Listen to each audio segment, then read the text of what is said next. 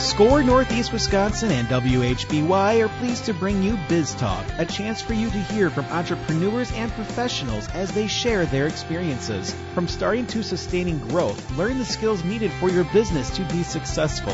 If you miss anything, you can catch the Biz Talk podcast at score.org/Northeast Wisconsin. And now from the Myron Construction Studio, it's Biz Talk on WHBY. Good morning, everyone, and welcome to another wonderful episode of Biz Talk with SCORE here on WHBY. My name is Mary Rhode, and this morning my co-host is Terry Pinch. Good morning, Terry. Good morning, Mary. Hope you're having a great weekend. Yes, it's a beautiful weekend here in Northeast Wisconsin, and certainly an opportunity for everyone to kind of get out and explore. And today we're going to focus a little bit on some past exciting and future exciting developments that will be happening throughout Green Bay, and one of the individuals behind many of those recognized developments that you may already know and have visited yourself. This morning's episode guest is Paul Belschner, President and CEO of Base Companies. Good morning, Paul. Good morning, Mary and Terry. How are you today?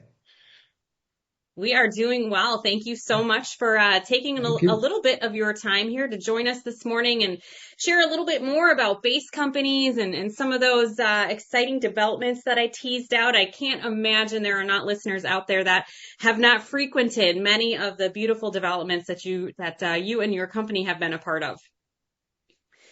So Thanks, this Mary. morning we'd love for folks to learn a little bit more about you personally. So if you want to go ahead and kind of introduce yourself to our listeners, share a little bit more about yourself, your professional background, and kind of your path to getting where you are today. Absolutely. As you mentioned, it's Paul Belschner with Base Companies, President and CEO. You know, out of I think I kind of had an indication early in life that I enjoyed real estate and accounting. I can remember my dad trying to teach me how to weld, and that never went real well. So I think that was my open door to becoming an accountant, not a handy tradesman like so many folks are able to do these days. But yeah, I went to UW-Madison and Whitewater and UWGB and ended up, finishing up an accounting degree and practicing public accounting at, what was Schinner Zukoski and Company in Green Bay back then, now CLA, Schenck in between and took some MBA coursework through Oshkosh. So I'd like to think that we made the tour of the universities throughout the state, but very, very rewarding. So, practice public accounting, for a number of years. It gives me a passion for accurate, timely financial reporting, which I think in this entrepreneurial world that we live in, it just, allows you to know where you stand, against your competition sooner than later. And, in the early 2000s, I went to work as a staff accountant, a controller at a area construction company that, was in development, but not as much then as it was, and grew to be the president of that organization. And then in 2016, we decided to be a little bit more intentional about our type of development, real estate development, commercial real estate development, and we started Base Companies. And from there, we're closing in on 10 years old and enjoying the journey. My wife Zoe and kids Tanner and Callie, they've been involved with our businesses, every step of the way, and I think that's really important as well, so that you can work hard and work doesn't become evil; it becomes a thing you do as a family. Paul, was there any part of that path you just walked us through that maybe was a little surprising, or something that you consider a pivot that was instrumental in kind of getting you to where you are today? We use the term pivot frequently, right? I think every day brings its pivots. And then, did I believe that I would take the exact path? I don't think many folks could predict that. And that doesn't mean that you're not moving forward, right? It's just like picking out a major in college. I say, make sure somebody's willing to pay you on the other end of that journey. And it doesn't have to be a straight line, but you just, you pivot and deal with what's in front of you at any given time and continue to move forward. Yeah, I can say for myself personally, originally I wanted to be a meteorologist. So I'm very thankful that my path led me down to the marketing and communications path, and that I have had a storied career in that field. So certainly those pivots, I think, have shaped us all. So let's talk about base companies. Let's tell the audience a little bit here about what is base companies, and really introduce certainly the other members of your base team that kind of help the company do what it does from day to day. Absolutely. Base companies is a full service real estate development firm, and more specifically, we really engage in master land development, which is a fairly niche manner to develop commercial real estate. Our partner typically, for a first partner, is a municipality that has property that's not achieving its highest and best use. And, in an effort to kind of pull in the same direction, we say to them, hey, what do you think you want to see on this particular piece of property? and agree that we believe we can accomplish that and pivot along the way, right? As we need to, and generally involving civil engineers early on, to talk about where infrastructure should go, and parking ratios and traffic flows and aesthetics and building densities and things like that. And then if we hold up our end of the bargain, so to speak, we have continuity in our work, right? That we just continue to move on to the next piece of that larger parcel. So we've got a relatively small team that we believe does transformational work. Josh and Karen and Aaron and Mitchell and Brent. I know you've had the chance, Mary, to meet our partners, but everybody wears a different hat. Everybody wears multiple hats. But at the end of the day, we're really proud of the impact we've had on various communities. Paul, you talked already about the fact you're working with the municipalities and you're looking at land that they may not have been able to develop before. What strengths do you guys bring that you can look at this land they couldn't develop and you figure out ways to make it work both for the community and for yourselves and the businesses that locate there? How do you bring that all together? Great point, Terry. There's so many components, to development that need to be held together before any one of them starts to unravel, right? And then if you're fortunate enough to achieve, a clean site, environmental, remediation is not uncommon, or financing or economic development incentives or development agreements, tenancy, somebody that wants to be there. So many different components need to be held together. And that's where, each member of our team plays their own unique role in that piece of the development. And then, it's amazing to see what can happen when you achieve that catalyst project. And it could have been decades prior that the same property sat there available, for anybody else to redevelop. And it's so rewarding to see the market then show up to absorb what the redevelopment efforts have yielded. And like I said earlier, just, continue to build on that momentum, after you achieve that catalyst piece.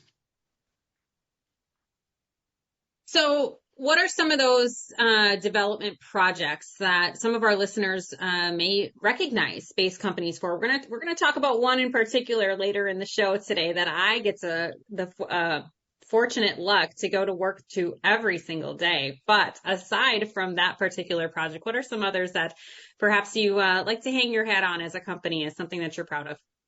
Sure. Earlier in my career, we used to develop around the country, and I think that has its place, right? I can remember, significant developments outside the Orlando airport down in Florida. But it's not all of that, right, to be on the road when you have young kids and learning. And certainly there's different markets across the country where the highs are higher and, you can find out the lows can be lower as well. But, for the last 20 years, we've been pretty much, Northeast Wisconsin based, something that we can drive to in a day's time. So, we've assisted the Oneida Nation, with some of their, land holdings to achieve higher and better uses, with a view to the future, and expansion. Village of Ashwaubenon. One we're very proud of is out in Hobart, with the Centennial Center project, and the very first building on what was 600 acres of farm field, in 2009 was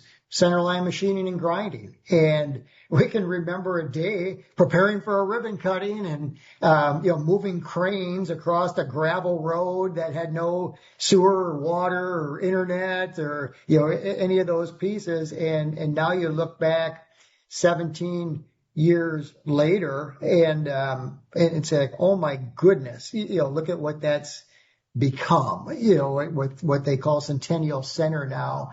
And, the 2009 piece doesn't get lost in me because that was the Great Recession.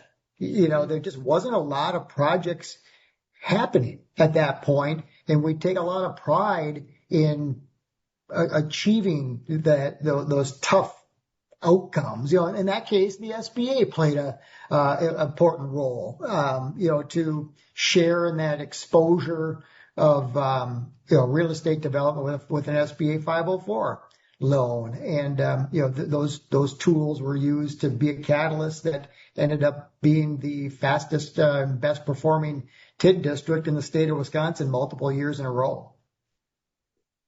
So, you touched on answering Terry's question about, working with municipalities and the many layers that comes with those types of projects. You just mentioned ribbon cuttings, right? That's kind of the finish line, so to speak, right? And, as someone who lives here in greater Green Bay, and, we see cranes in the sky all the time and buildings going up now fairly steadily. There's a lot that happens in between all of those things to get to that ribbon cutting day. So what is kind of the base process, the base company's process? How do you guys approach and attack some of these projects and really handle all of those different layers that come with them? There's two different components there. There's the development component and then there's the property management component, right? The development component is bringing that vision to a reality. We have folks in the office that are so amazingly astute to the details, listening to a client talk about their needs analysis, and they can convey that to a space planner, an architect, and start to lay that out. And then you'll come back a week or, however long later and say, is this what you're thinking? Yeah, that's it. Oh, let's move this office or, change the workflow, a little bit.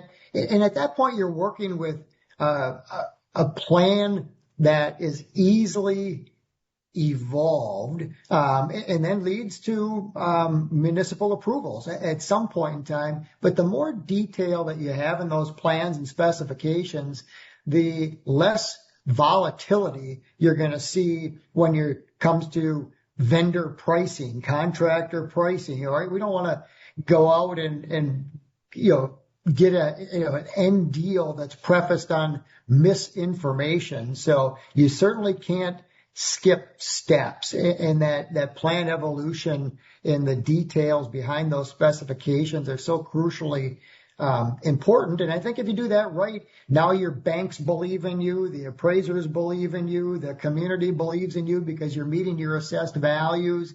And then at the end of the day, now that base process kicks in beyond that, because we retain our properties. We aren't necessarily a fee for service provider. A lot of what we do, we retain, and then we're managing that tenancy of the group that moved into that property and holding ourselves to the high expectations that a tenant that invested with you should expect. And, that's certainly a balance, right? That you don't lose sight of the day-to-day, livability of any particular workspace.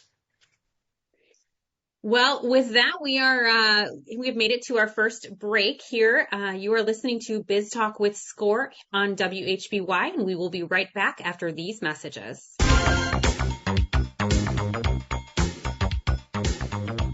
Welcome back. We're glad you joined us this morning. Our guest is Paul Belschner from the Base Companies. Before we get back to Paul, I'd like to tell you about Score Northeast Wisconsin. Score Northeast Wisconsin serves a 29-county area, primarily in Northeast Wisconsin. We have over 30 volunteers, each an expert in their field, offering entrepreneurs no cost and confidential mentoring. Those areas of expertise include IT, marketing, cash flow, accounting, strategic planning, retail, best practices, and many others. In order to register for a no-cost confidential mentoring session and learn more about Score Northeast Wisconsin, visit our website at score.org/WI/Northeast-Wisconsin.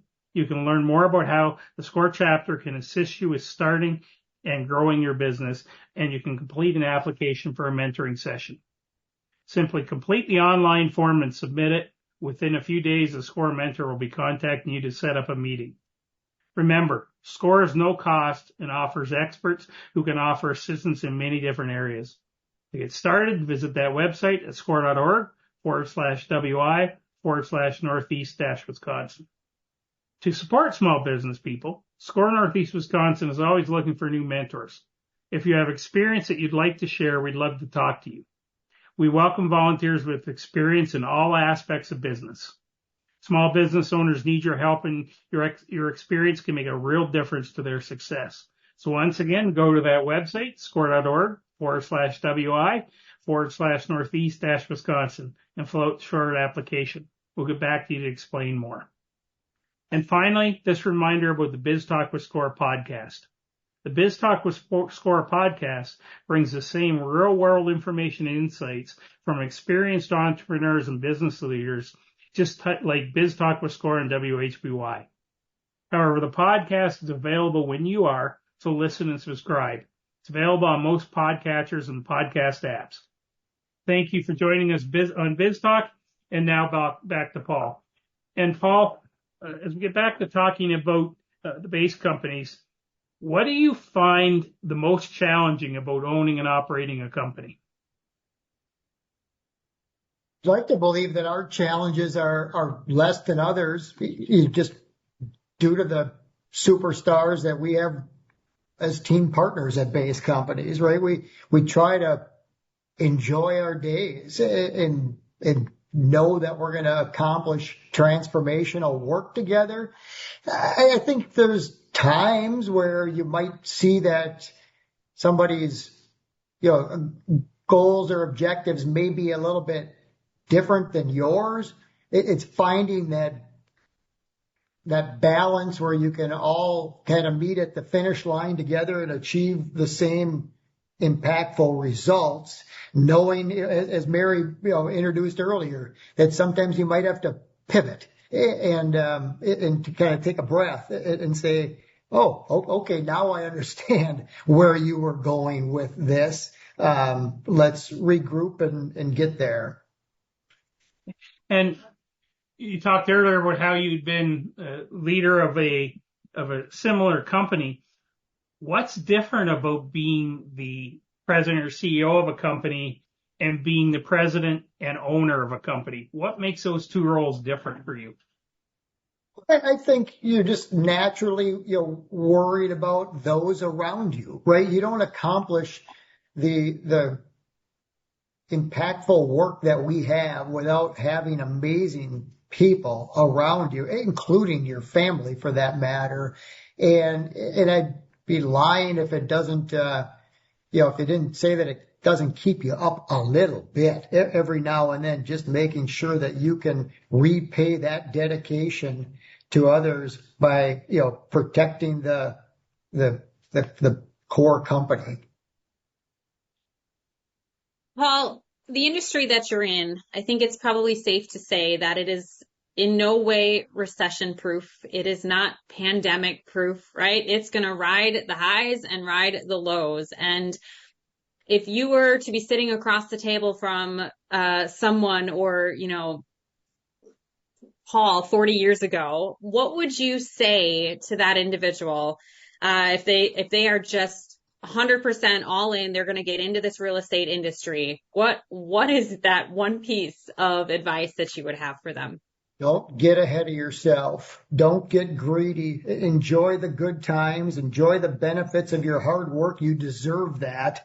But, we've done some projects that you take bite sizes, right, and let that project earn its growth. If you get a little too confident, and we were talking earlier about business cycles, you can really lose the enjoyment for what you show up to work to do every day by getting a little bit too aggressive. Let that project or let that building, let that rental office suite earn its growth at the appropriate times. You'll know it.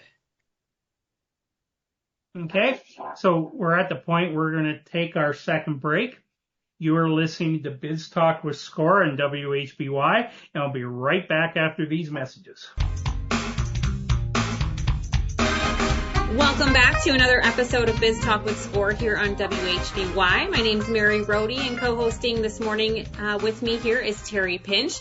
And we are fortunate to be joined by a stellar guest this morning, Paul Belschner, President and CEO of Base Companies. And Paul, we're going to jump right back into it here and start talking about some of those projects that folks may recognize, those who have lived and spent time in Northeast Wisconsin.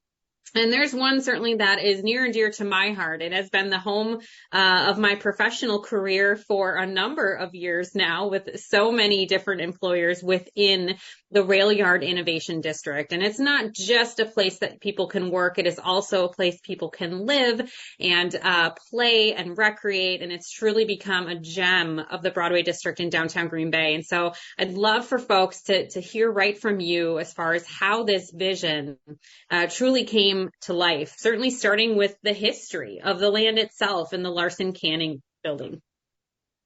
Thanks, Mary. In the 1700s, I believe, it was a French military fort on our waterway, Green Bay. And, after that, it, became a railroad switching yard for quite some time. And then for the 100 years prior to our involvement, it was canning. Larson Companies innovated canned vegetables on the site. It's a 22-acre site in in downtown Green Bay in our urban core. And the buildings were here for many, many years, but they had become vacated, blighted, under-maintained, no infrastructure, right? It was a 22-acre green fence when we started. Brent Weicker with Titletown Brewing Company renovated the train depot building into Titletown Brewing in 1996. In 2008, I had the opportunity to work with Paul Jaden on 1/3 of an acre on the corner of Dousman and Broadway for the building that we today call the Chamber of Commerce building. If you've been around long enough, you remember Shopko Express on the first floor of that building, and we'll go back to that term pivot again. That's not what anybody wishes, but 1 year into a 20-year lease, we net present valued back that Shopko Express. And, you don't quit. You figure out different ways to move forward. Then we went through a period of time where there really wasn't a lot of activity. There was folks locally might remember like a Walmart proposal. It got to be very polarizing in our community, and nobody wins in those cases.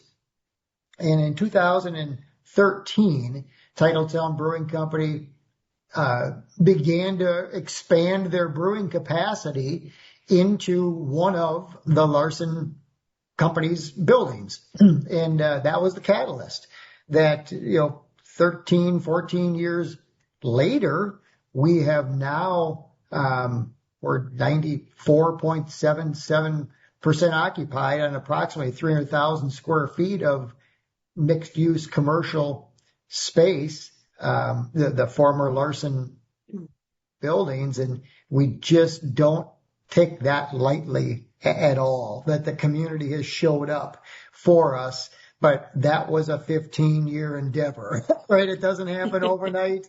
And there were no streets in here. There was, it was all the first $6 or $7 million went into stormwater management and environmental remediation and curb and gutter and what used to be called Pearl Street, and now it's Donald Driver Way, and Bond Street never existed inside of the rail yard as it did back then. So very proud, very proud. We've had, CEOs of very large companies sitting in our offices, which reside at the Rail Yard Innovation District, looking out the windows saying, where's the center of downtown? Pointing to the east side of the river, or pointing right out our window here on the near west side of the river. And I politely have to, back you up and say you wouldn't have pointed here 20 years ago.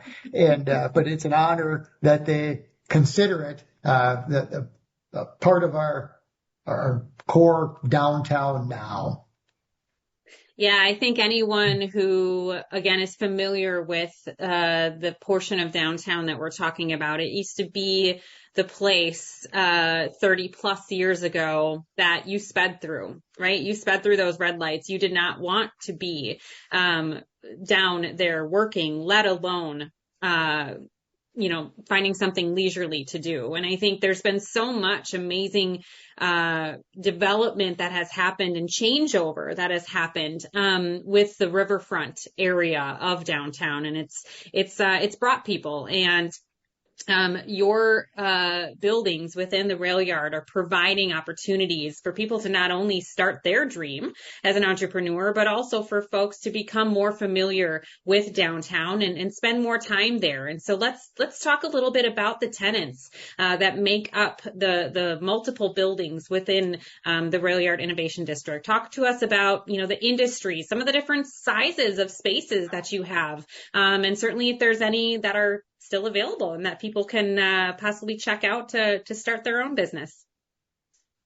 Well, base companies, we love economic development. And I think a big piece to the sustainability of a community is providing that next generation of job and its attraction and retention of young talent, right? If we hit that as a community, we're going to be in a great spot for years to come. So the diversity of the businesses, we have over 100 businesses now located inside the Rail Yard Innovation District, and over 500 employees that come to work here on a daily basis. And some of the industry types are just amazing. There's traditional firms, there's CPA firms, marketing firms, many marketing firms of all different types. But then there's so many innovative jobs and so many next generation jobs that have utilized the redundant fiber network that Brown County partnered with us to install. If you think of the business case for internet, 15 years ago, there wasn't a business case, right? There was nobody to buy internet. So Brown County was instrumental in assisting the developers here at the rail yard with putting in the infrastructure, and then we renovated the buildings, and now we've got folks that are using that bandwidth on the other end. You might be familiar with LiveX. They came here from New York City in a large part, and they do live remote broadcasting. Well, they can't be down, right? They need the internet, and they need a backup internet, and they need power, and they need backup power. So we've been able to provide those spaces for tenants that are just really providing that next generation of job type here at the rail yard. So you think about big cities, and, I like to say that Green Bay is the smallest big city. We have so many amazing amenities just steps from our doorway. So unlike bigger cities where you have to travel farther to get to some of those amenities. But one of the coolest things about downtowns is being able to live there and walk to work, right? Or maybe you take your bike or a scooter to work, but being able to really have your whole world be in a small area. And so recently there have been, and I say recently, give or take a few years, right? There have been more residential options that have come to the rail yard as well. Talk to us briefly about that. Absolutely. We have ownership-based living townhomes that are available at the rail yard. We've had almost 400 units of multifamily that have come online in the last 5 years, and that kind of completes that live, work, play. That you can be in one spot and do both. The Fort as a multifamily residential development is larger in aggregate than the Metro and City Deck Landing combined. So each of those were transformational as we watch downtown. And now you've got 233 units in one building. From a scope and scale perspective, that's large for Northeast Wisconsin. You got to drive down a lot of residential streets to count 233 homes. So it brings different challenges, but at the end of the day, that's what we were tasked to do, was to take a blighted, out of service 22 acre parcel and turn it into, an urban, dense, awesome place to be. And we feel really, really good about that. I know, Mary, you're here on a daily basis, but to end up with, the Voyager Bakehouses and Bonafide Juices and Weldon Arrow and the Crepe Bistro and Tie the Knot, this high-end, elevated experiences, with the retail offerings and the synergies that these businesses are finding with each other. It's just, we're just so proud of that. And that has to come in sequence. That can't be what you lead with. You need the people. You need the density to be there. And if you're so fortunate to have the rest of the pieces and the longevity behind it, you can end up getting to those cool amenitized pieces that most folks will easily say they want. It's whether they are a sustainable business, easy to say you want, harder to keep those doors open, and we absolutely pride ourselves in long-term, sustainable, viable partnerships. That is the answer, in our opinion, to real estate that you're going to own and manage yourself into the future. So building on that a little bit, I was thinking as you're talking about, how do you go about building that balance?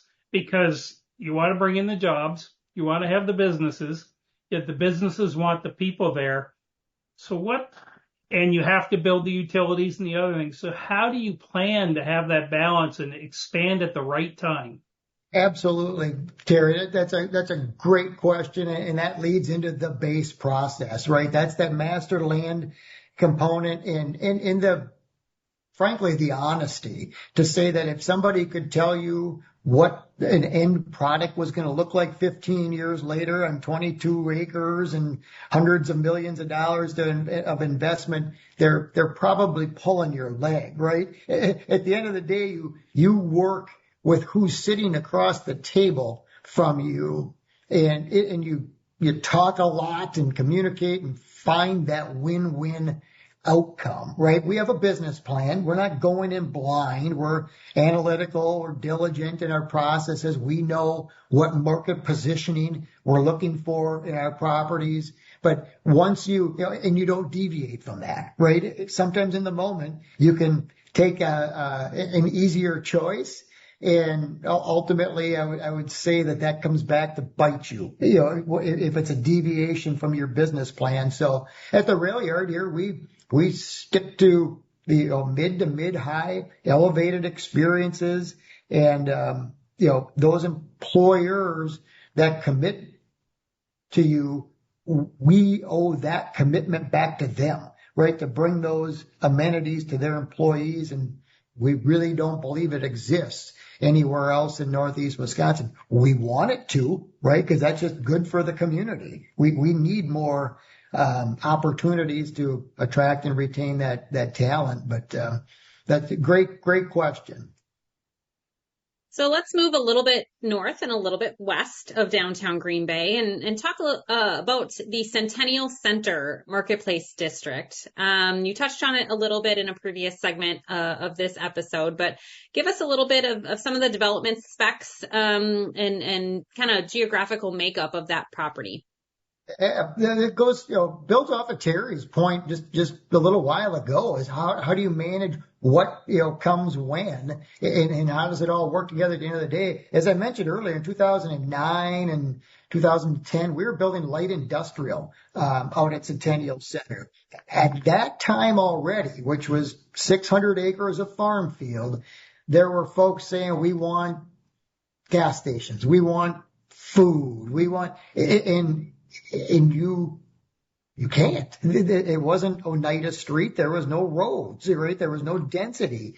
If you recall, primarily Lexington Homes came in and really, really helped. We always had the higher socioeconomic demographics of like Indian Trails and Thornberry, but didn't have the density out there. And also, the multifamily and the single family lots that took place about 2011 to 2015.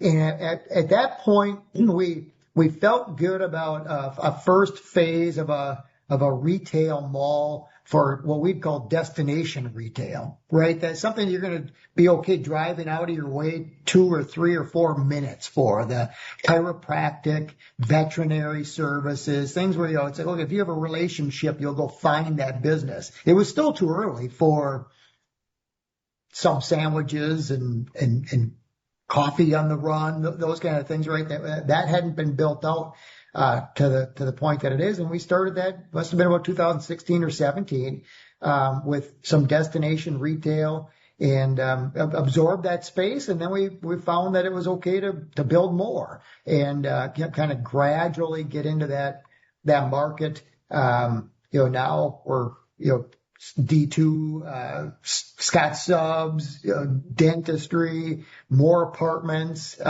It's really vibrant. Along the way, Troy Struckenbach was instrumental in getting the VV interchange done as well. Right? We wouldn't have been able to know or predict that. So any individual business that chose to work with us, to locate at Centennial Center had to be a business that can stand on their own without a brand new interchange, $20 million, I believe. But it's all the better once it's there.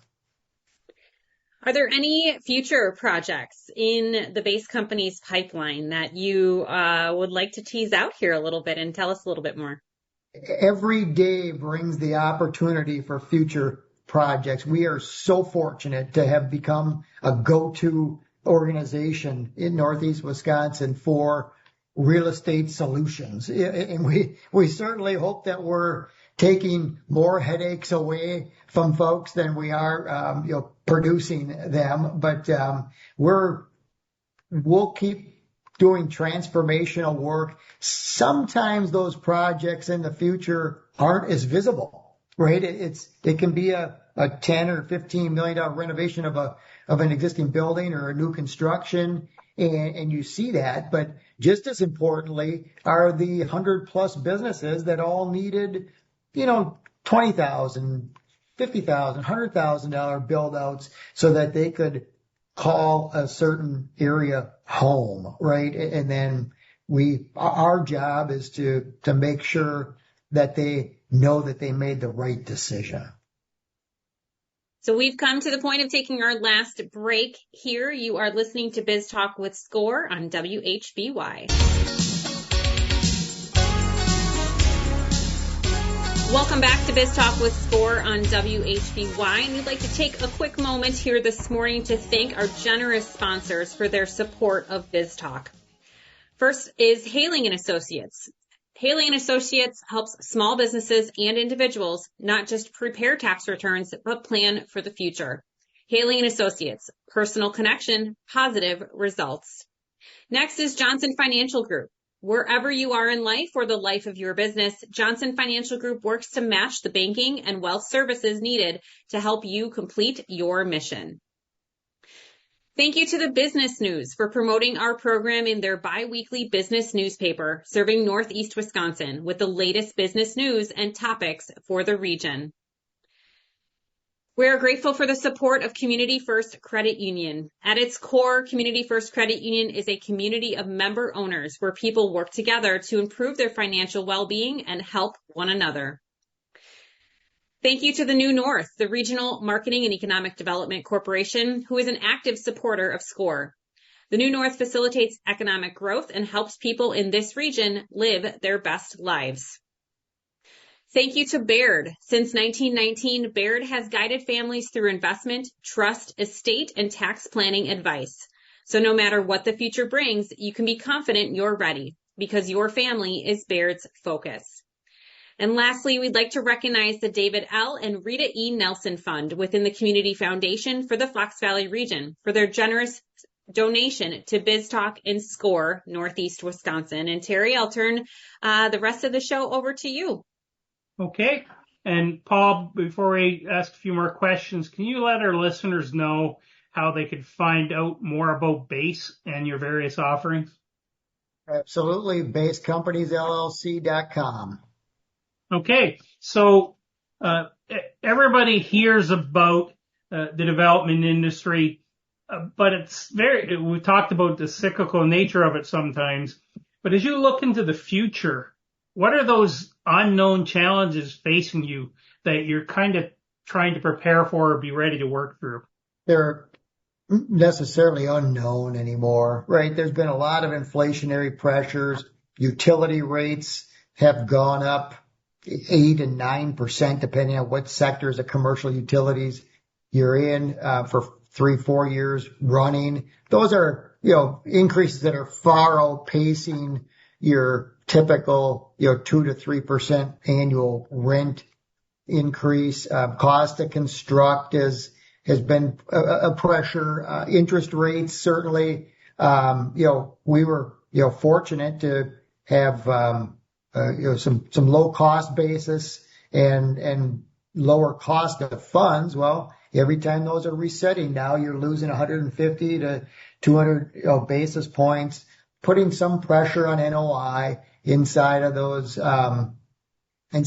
deals. I don't think that there's going to be, relief anytime soon. The need for residential dwelling units remains high, but how do you achieve that affordability for the young professional in what they're looking for? We certainly want to find product at some point here in our community where a young professional can buy a home. Apartments are great, but you grow roots right after you buy that first home and invest deeper into the community. So there's some inflationary pressure on rental rates too, for that matter, but they aren't keeping up, with the cost to construct and then the higher interest rates. So, but I don't think that any of those, Terry, are a secret. They're out there. The right projects are still going to pencil out and get constructed. So if you look at how Green Bay has been developing over the last 20 or 30 years, you're still looking around, and without any specifics, you're seeing a lot of opportunities out there? Absolutely. Any day can bring a new opportunity. We love our community. We love what your show and your podcast are doing here. As I listen to your sponsors, I'm like, oh my gosh, what a lineup of impactful organizations, right? That can just feed into this amazing country that we're all a part of, and the entrepreneurial spirit and capabilities that are out there for everybody. We're we're happy, with the results of the work we do on a daily basis, and we'll stay motivated to continue to push forward and do more of that same work. Okay. Well, Paul, we'd like to thank you very much for being on the show. I am constantly amazed at the incredible talent we have in this area, and really appreciate having you on the show to let people learn more about your business. Thank you for having me. Okay. And for our listeners, you've been listening to Biz Talk with Score on WHBY. If you go to our website, you can find previous episodes over the last 3 years, or go right to one of your podcatchers and you will find the same thing. We have been on the air with WHBY for almost exactly 25 years now, and we're very appreciative of all the support they've given us. And Zach's been our producer for the last, I guess it's about 5 years now, so appreciative of him too. So everybody, thanks for listening. Sign in or listen in again next Saturday, and we'll be live again with another great entrepreneur. Have a great weekend.